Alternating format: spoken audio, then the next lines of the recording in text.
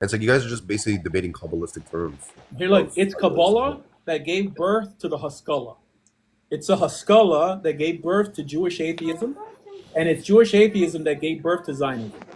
Okay, so now clearly like Maskilin like didn't believe in anything, but growing up in a world where everyone was telling you that what makes you special is the Pintel Yid, the Yiddish cup, all of the above, this Jewish soul, made you feel like I don't have to keep mitzvahs. I'm already special. So then people like Chaim Bialik, I think he was a Moscow, wasn't he? And like Yehuda, like Eliezer ben Yehuda and all this stuff. But they're basically saying, well, we're going to write poetry in Hebrew and in Yiddish, but we're not going to believe in God. So like the birth of the secular Jew was there. And then these Jews started hanging around with each other, right? I mean, they would have their like Semitic heritage festivals every week and their Basel conferences.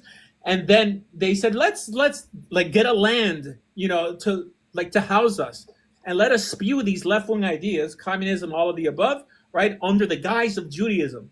So that if there's any pushback, they're not going against communism, they're going against Judaism. And we're a marginalized community, right? And like people don't teach this, and it's so destructive. This is why my halakha comes pre the Rambam, right? Pre the Rambam. Why? Because the Rambam didn't have Kabbalah. Even there's parts of the Rambam that I have problems with.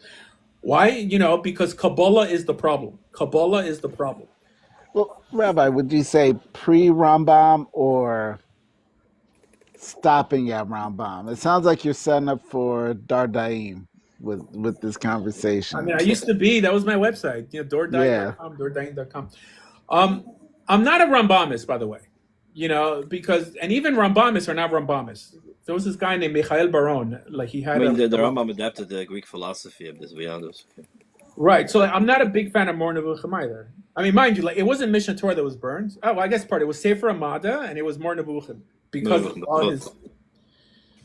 But the reason he adopted Islamic thought is because of the Muslims. It was the Muslims who resurrected, like Aristotle and Plato, and so it's like I think that the ideal is to go by Chazal, and when I say Chazal, I don't mean Amoraim.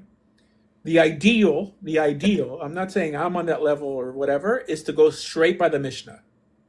Bryce is aside, by the way, because but the Mishnah doesn't contain much, by the way. You don't know much in the Mishnah, right? And that means that Judaism today is 80% invented.